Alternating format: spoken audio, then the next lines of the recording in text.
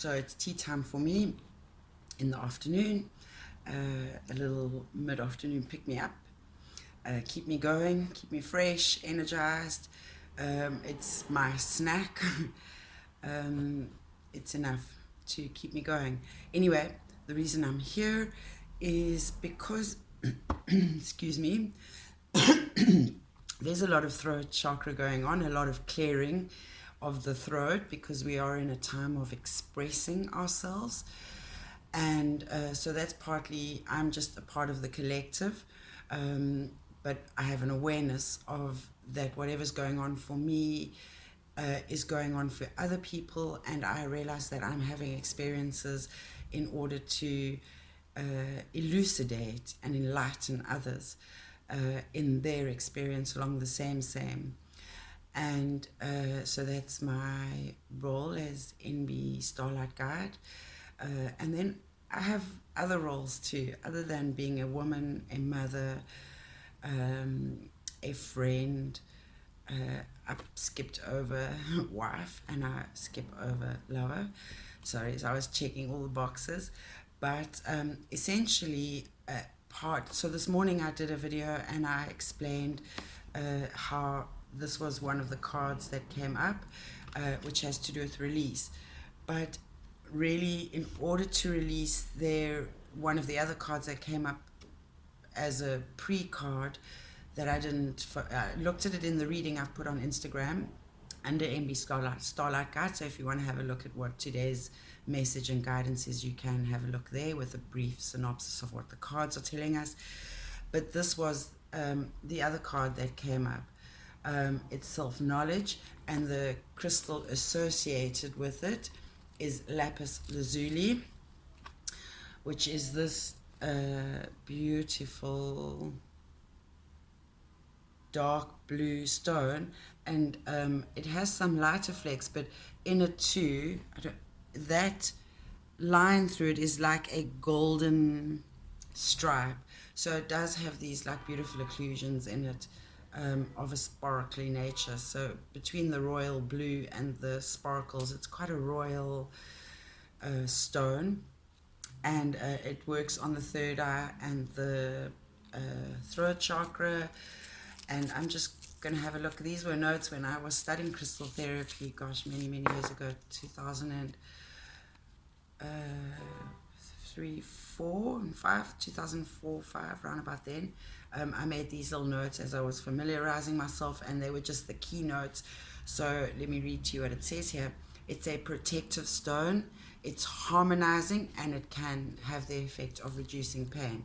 And I've had a headache all day for various reasons, body, mind, and spirit, because it's always, there's always more going on than we're aware of.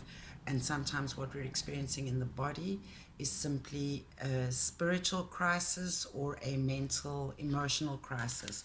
Sorry, there's a bit of noise. I'm just going to reduce that. Anyway, so the first step really to releasing the rental on our life under the conditions that are suitable to us, preferably going forward, because we do want to ground our heaven on earth, but we need self-knowledge. And so part of that is expressing. Sometimes we express ourselves, and through that, when we hear ourselves speak and what we have to say as a listener, not as the subject rather than the object, we are able to gain more insight into where we're at. And that's, I gave someone some advice yesterday about, they have a partner in their life who has a lot of anger issues, and this partner, and it's not the first time I've heard this, in fact it's the second time in a recent past that I've heard the same thing, where I remembered where the other one was yet. Anyway, irrelevant. So what I suggested to them is to self-therapy, in that if you went to see a counselor, or not everyone is like this, but it was certainly how I was taught counseling in psychiatry when I did nursing. And essentially what you're doing is whatever someone's telling you, you repeating back to them, you surmising it for them so that they can hear what they're saying. And you really just pose it in questions. So it's actually that simple, but not always. It's like anything, it's onions and layers and ogres. And so I suggested to them that perhaps what they tell their partner, because their partner felt it was a weakness to go and speak to someone, that is, it's not weak to seek external help and support. Yes, you need to sort yourself out, but you can use tools and resources to do that. But where the issue lies in, it's not a weakness. What it is, it's requiring a certain amount of vulnerability and authenticity, and perhaps it is a form of denial of wanting to hear the truths one needs to hear about oneself. So it is very challenging to do, but if you're not comfortable speaking to someone, which really is a load shared is a load lightened. So I recommend talking to someone, a professional, or whoever you're comfortable with, whoever you feel safe with and you trust, who is not judgmental and who is accepting and forgiving and will remind you of who the fuck you are. And yes, what a divine, perfect, whole and complete being that you are. So that's who you should choose as your confidant. However, if you're unable to share because of that weakness you have, then try videoing yourself. So you talk to yourself at the video, just talk it out. You don't worry about how it's being received because it doesn't irrelevant. You're just going to put it out there. If you're a journaler, you could write it, but if you're not and you need to speak it out, we're in an day and age where we have these tools and resources, so let's use them. And so you would speak it out, and in that way, when you're done, you would listen to it, and perhaps more than once, because hearing yourself and hearing what's on your mind will help you sift through the baffle and the bullshit, and the brilliance will begin to emerge like a crystal. So with self-knowledge and we learn who we are through or the self-knowledge is gained through self-expression, and it's not just words. We express ourselves creatively. So those things that we are passionate about, that we love to do, that bring us joy and pleasure. And then obviously we have those experiences where we attract and we place ourselves in situations, places, spaces where we experience the opposite. That is just the cycle. The light and the dark, they ebb and flow and push and pull, on and off. That's the cycle and nature of life. Sometimes you're up, sometimes you're down. Really, you just need to flow through all of it, celebrate the highs and triumph through the lows. But in this, I have been on this major self-knowledge journey, and in order to express myself, I wanted to shift some perceptions and enlighten the ignorant. And what I'd like to talk about from my own experience and behalf of my colleagues and peers and associate professionals who operate in same or similar industries that I do. So my overall title that I'd give myself is a wellness coach or wellness consultant. I am slightly different to a lifestyle coach. They tend to work mainly on a mental aspect. I try to work on a body, mind, and spirit. My skill set, which I'll get to in a moment, allows me to, yes, work all three spheres in the pyramid and the cycles. So I'm going to talk about what my experience has been like, and because we are releasing, it is this trigger warning or spoiler alert. I'm going to speak my truth, and perhaps that will be a trigger for others. And I'm hoping more than anything, well, not to offend, and really not to attack, but really just speak my truth about the challenges I've experienced doing what I do and the costs and perhaps even some of the sacrifices. And then I will try to get through all of that to tell you the blessings, because we always need to look at the gift in adversity. And I've made notes, and you should know that if Nicci B makes notes, serious stuff, because we've got to keep on track and within a framework and structure, a little of that Saturn Capricorn energy. So I started to just kind of, I write things to explore my own thoughts, and it's like a shopping list, you know, in your mind when you're thinking about making supper and you need to go to the shops, what you need. It's usually not just supper. There's probably toilet paper, and you probably need batteries and light bulbs too. And then when you're at the shops, you inevitably forget one or two of those things, because in your mind it's just like 100 things swirling around that it's not ordered. You can't, you know, grasp. So I write things down because it's like doing a shopping list. I know when I go to the shop, I know what I need to get, so I know which aisles I need to go to, what I need to grab. I'm less likely to waste time and money, and also end up buying impulse buying. So I make notes to keep my thoughts ordered, and I find when you write things down, you'll find your mind is a lot less noisy and busy. And yes, you don't have time, but perhaps if you actually found time to do this, you might actually have more time. So sometimes, excuse me again, I'm expressing myself, and I get irritated because there are these things that I understand to be very common sense, and that is one of the things I'll cover here, is time wastage, and how because some people can't get their shit together, it negatively impacts upon other people who actually do have their shit together. And I just want to bring all these things into your line of sight, so that when you go forward in life and you, not only me, but any service that is offered, perhaps you could bear in mind some of these things, because there are always things you don't know about. And instead of being controlling and challenging, you could actually just be kind, giving, and compassionate.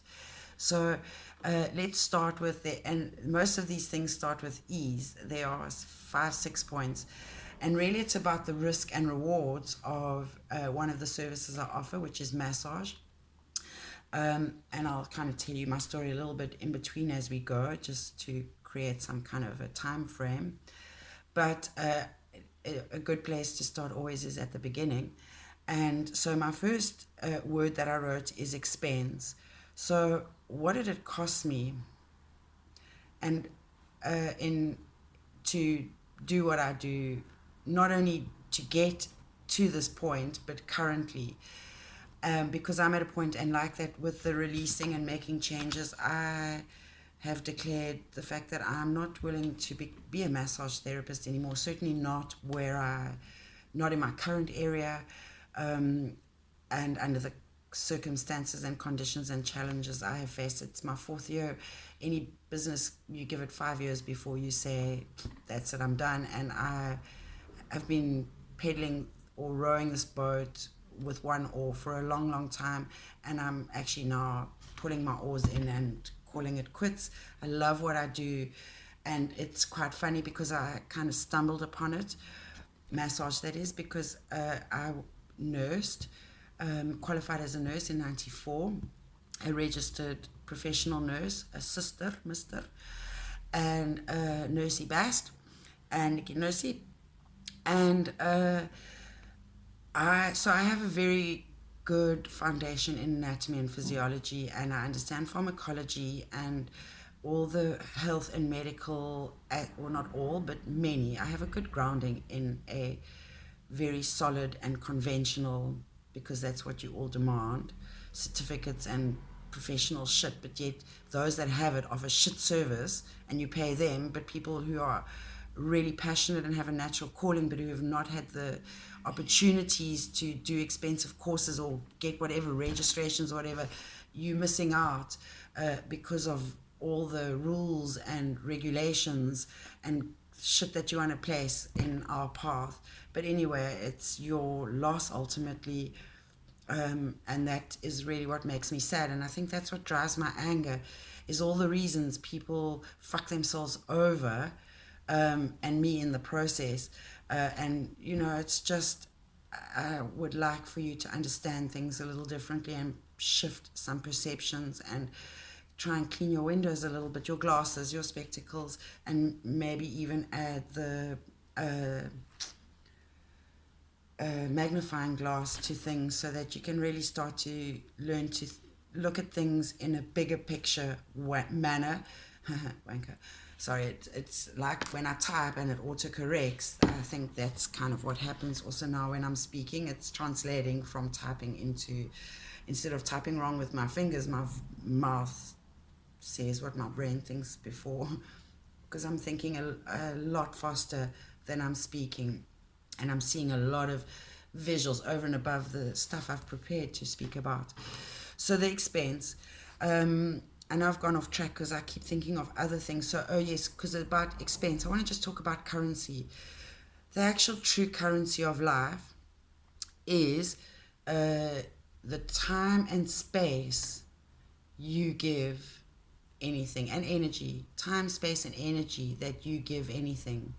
Anything else, money, for example, the piece of paper or the card that comes with numbers on it, that it lives in a world that we can't even touch except for that plastic card. All those values, those are actually not the first currency, because you first have to expend your energy, your time, and give up your time-space continuum in order to gain that monetary currency aspect. So it's a secondary currency. And then everything else that's tangible or valuable, the pentacles of life, they're all an expression or a manifestation of the initial concept. So when it comes to expense, so if you consider the amount of time I've spent doing this. I qualified in massage. Oh yes, I remember I was telling my story how I got here. But I qualified in massage in about 1997, 98. So as you can see, I have a good 12 years experience doing it.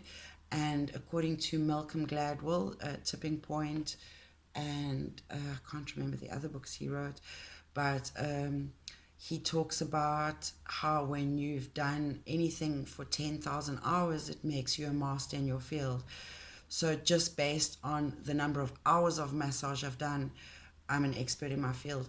And I'm just going to jump back quickly to how I stumbled upon it. So after nursing, I was very disillusioned with how people just in the medical environment, I didn't know anything else back then, but I just saw people just giving away their health and power over themselves, and the responsibility handed over to some medical professional. I don't know, doctor, nursey, fix me or whatever. And I was like, fucking fix yourself. Like, how are you lying here in a hospital bed for 9 months because you're diabetic and you've have body parts chopped off because of the ulcerations that they get because of the lack of blood flow? And then there is this, she's overweight because she doesn't do any exercise, and over and above the very bad hospital meals that were given to patients, and the lack of I think patients who stay in hospital, certainly back then in that government hospital, are malnourished. They're not given nutrition. They're just fed to keep them alive. And then they're not even supplements. They're just medicated over and above that. So it's just like this massive chemical shitstorm that goes on when you're in a very vulnerable and sick freaking state. But anyway, you like medicine, so stick with it. But I'm going to work Nicci B magic and try and convince you that nature and plants are actually more beneficial for you than medical systems, and knowing yourself are better for you than medical systems and many of the protocols they have to offer. There are many things that you can do, and I'm very, very, very happy to tell you, and I already have been doing it through my blogs and my videos and my wellness talks. I would really like to give you as many tools as possible so that you can become your own master and do as many things for yourself before you seek more invasive, potentially toxic. I'm not saying there are. Some are very necessary, and I'm not being ignorant. I'm very cognizant of the fact that there are some very serious illnesses. I'm trying to treat you like an intelligent human being, so please don't uh, assume we're both idiots, because I'm talking to you like an intelligent human being, so could you please receive it in that manner and not challenge me with ridiculous fucking dogma. I've had enough of that, and that's part of my frustration. So after nursing, I was very frustrated with everything was that, so I kind of left the body completely and went very much into spiritual work. And then over the years, I've constantly been scaling up, but I've always done very unusual things and metaphysical healing and things like that from way before people were comfortable or even starting to acknowledge it. And so I decided, and it was hard to, like I say, I find it very hard to monetize what I do always, because people, as a forerunner, when you are creating the path for others, they are usually the one who benefit because the path is forged for them. So as the forerunner, you often don't really see many benefits, and people like Nikola Tesla and all the people who did some of the best works on this planet seem to have ended up very poor, impoverished lives. Don't assume they were unhappy. Maybe that's what they chose because they knew better. Anyway, so I decided to do something like massage, which I thought would really, appeal to Joe Public. And so that's when I did it kind of reluctantly and really just to fill in the blanks a bit and to try and, again, generate income. And a most unusual thing happened, as things I tend to want to do, and that is that I fell in love with it. I love touching people. My hands, it's like braille. I have a natural knack. It's like similar sense of snow. My hands just seem to find without, on their own accord, without much thought or mental application, just to find where and what's going on. And it's a bit like the mentalist. I don't really know how I do it, except that it's probably a combination of being able to read body language and having worked with diseased people for so long. You kind of just develop a knack for things and knowing, an instinct. And so that's what happened with massage. And it actually was a beautiful way to bring in Reiki. And then I did reflexology, and then I did hot stone massage and Indian head.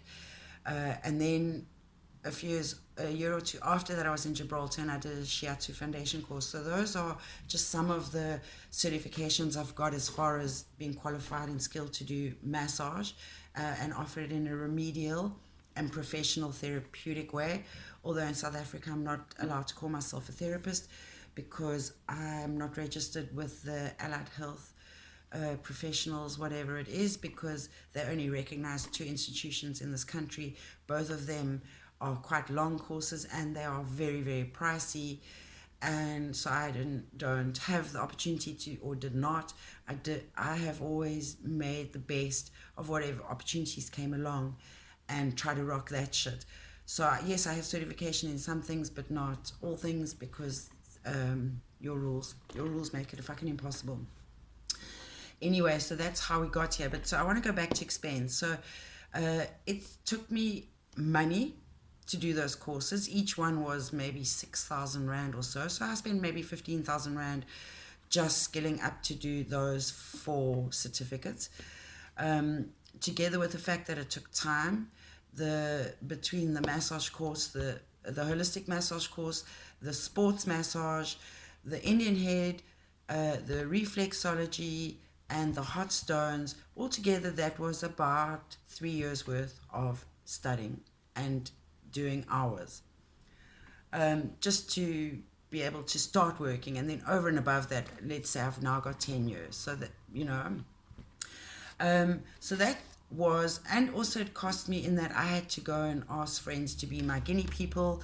So I had to use my friendships to upskill. And I can tell you in the beginning that I'm very grateful to those people, because I had no idea what I was doing, and it was not a pleasant experience for them. I worked too softly, too hardly, but now I work perfectly.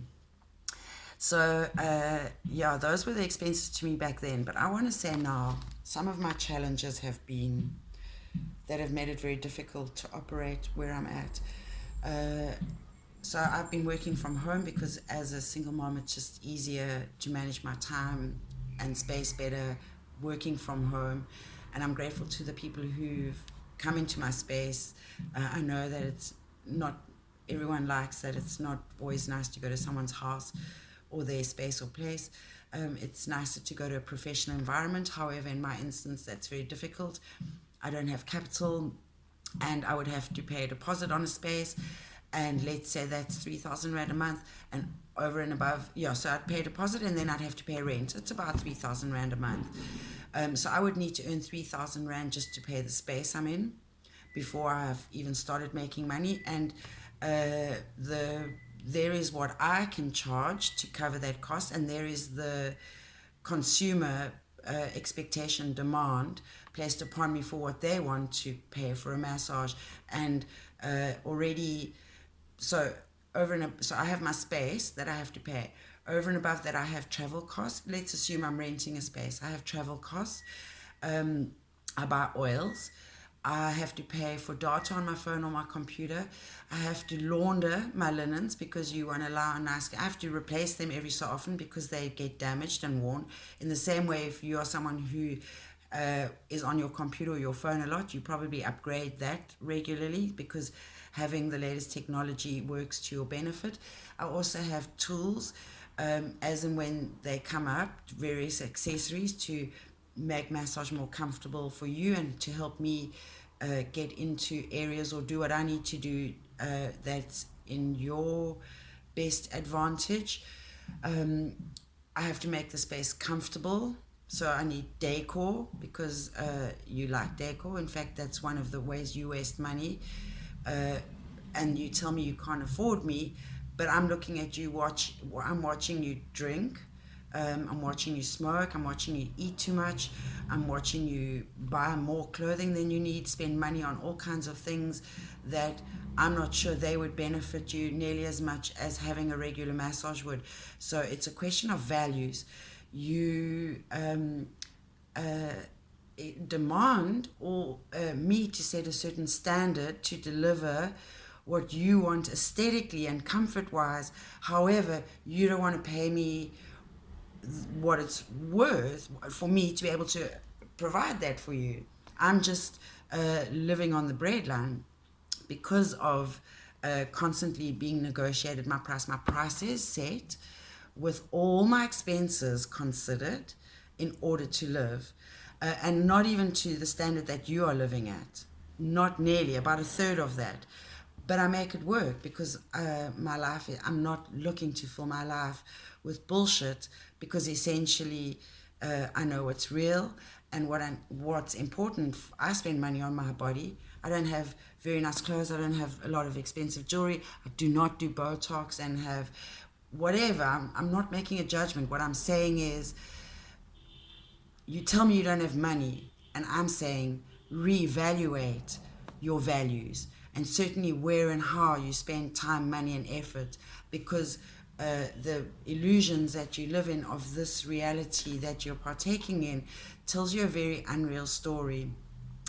And it's very difficult often when you have a lot to understand how little other people have. And so, as you can see, there are many expenses. So that, and you know, I spend half an hour preparing before you come, and half an hour after you've gone cleaning up. So other than that hour that I spent, or whatever time I spent with you, I spent an extra hour. So it's not like I can just. I can also only do one client at a time. So I'm limited. I have a ceiling with time and energy levels. I'm a human, I'm not a robot. Do you want to be client number 6, 7, 8 at the end of the day when I'm exhausted and tired and I don't have energy, and you thought that I would just move from one massage? I don't know where you thought I was, who was tidying up the space in between and changing the linens and greeting people and pay, you know, all the bits that go with it, answering messages in between. So get real. I know there are people banging them out. but I'm also not so sure that is best for. It's a win-lose, and in life we really need to find a win-win situation. So expense, I think I've covered that. Let's look at experience. I already mentioned that 10,000 hours. I will, if you wish, I've already posted them online. If you, when you come for a team, if you wish to see my certification, I'm quite happy to show you. Very, very well certified to do what I do. And again, with nursing, I have a very good understanding of the body, and I have spent the last 20 some years upskilling and developing just in the health and wellness, primarily focused on the body in every way to help the individual have a beautiful body and be functional. It's really about living a functional life. And the master, what? So one of the advantages of using someone like me is I don't waste your time. When you come for a treatment, I will be able to assess, I'll be able to identify the problems and start working on them.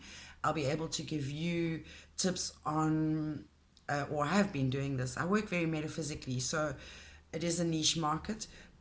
However, that's why I'm saying to you, no longer will I do less than I am and accept less than I do. And if you don't want what I do, then sorry for you. Too bad, so sad. I'm worth what I'm worth, and I'm actually putting my prices up.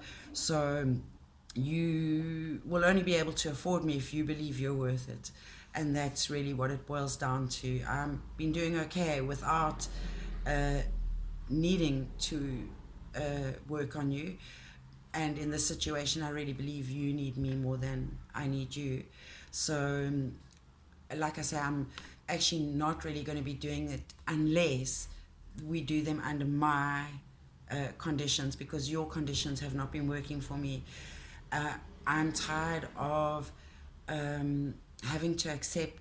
You want me as a peer. You want me to have not wrinkles and to have beautiful eyebrows and to have my hair done and to have lashes and to have pumped up lips, and you want me to have jewelry, and you want me to dress nicely in a certain way that you, all these things that you find acceptable. You want me to behave in a certain way that makes you believe that I'm professional at what I do. So you're going to judge me by how I look, but yet you want to pay me £2.50.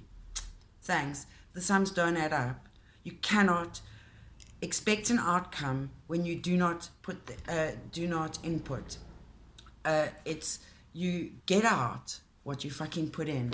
And if you want a cheap ass massage, then you need to go and have a cheap ass massage, or not at all, in which case I'm sorry for you, because if you understood the benefits as far as how it would help you in so many ways on a body, mind and spirit level, it really is the elixir of life. I'm so passionate about it, and hence my anger and angst and frustration. We've covered experience, enhancement. Like I said, I've been developing my skills for many years. I read a lot, I explore a lot. When I have cases that I don't understand, or situations like a lower back pain, a few years back I worked on a client, I expect by the sixth regular massage you ought to have had about an 80% improvement in whatever conditions initially drove you there, shoulders, backs, sciatica, whatever. So when I have clients that I don't have efficacy with, then I explore that, and I learn a lot through also working on myself, and I also go for regular massages to different. I have different experiences. I want to know who my competition is. And I know that I'm one of the top 3 in this area, even though many other people don't know that and haven't bothered exploring because of their limitations and judgmental assumptions. I won't go into that.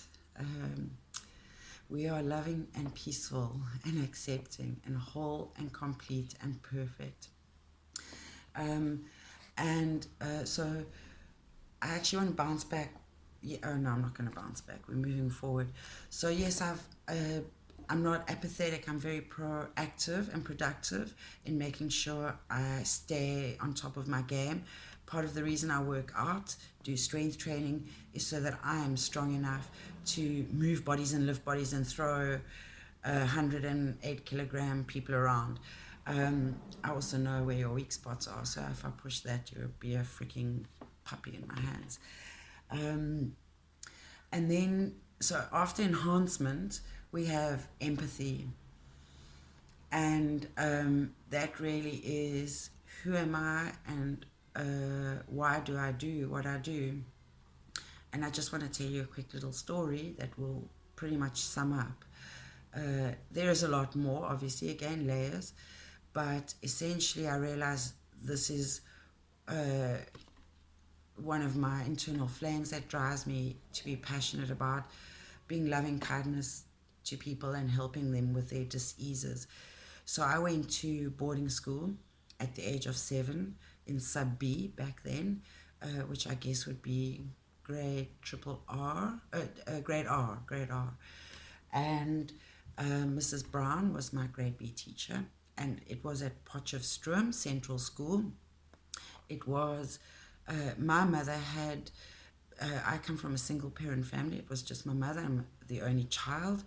And she supported me single-handedly without any financial support or any kind of support from anyone. So she really needed to work full days. And the best option for her was to put me in a safe place where I'd get all the care I needed, regular meals, I'd be looked after, and I would get my schooling done. And that was why I went to boarding school that young. But my mother had made it sound like a hell of a lot of fun. I was excited to go.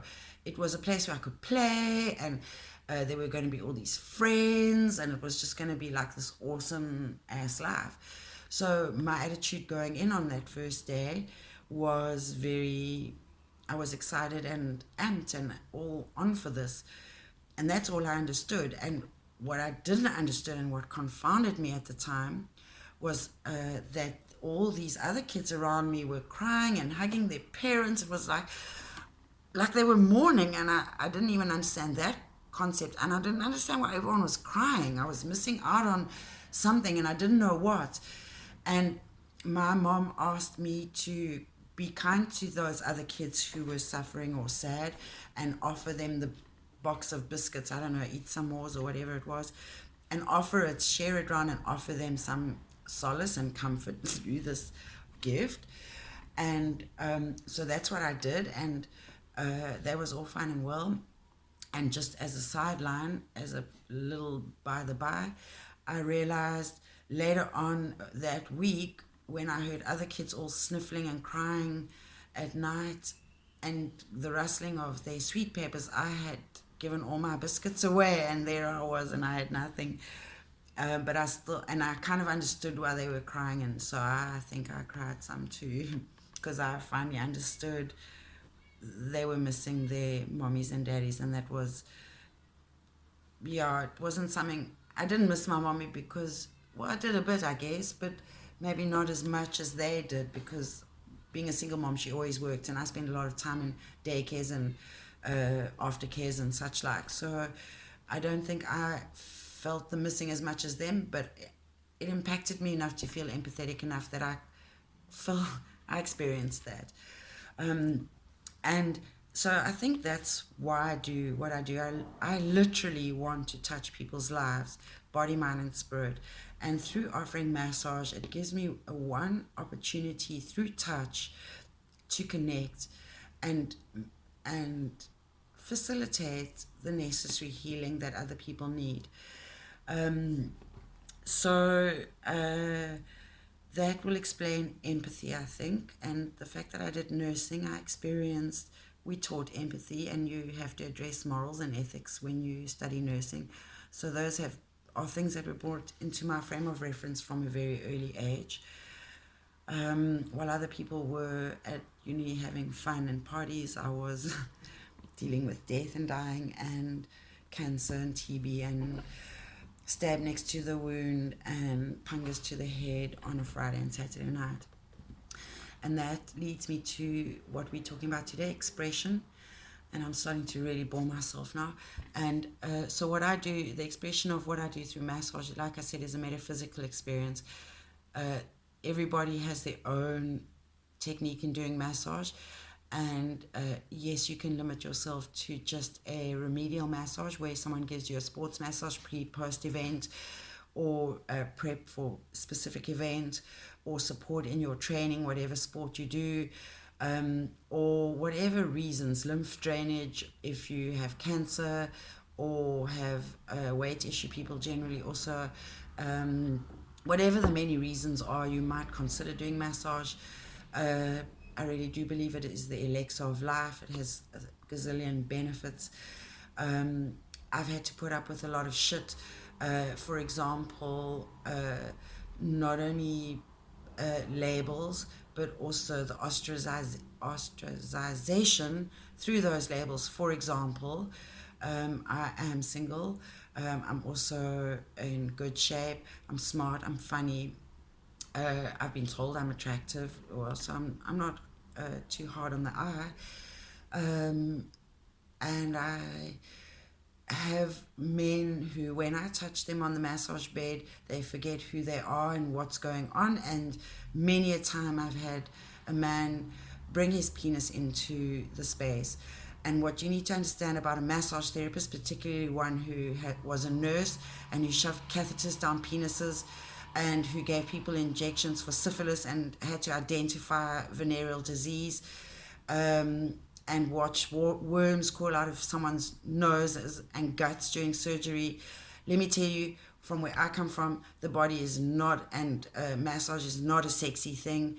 It's a fucking therapeutic, remedial process, and sex isn't, again, has no place in it unless you're going for a sex massage with someone who has offered that.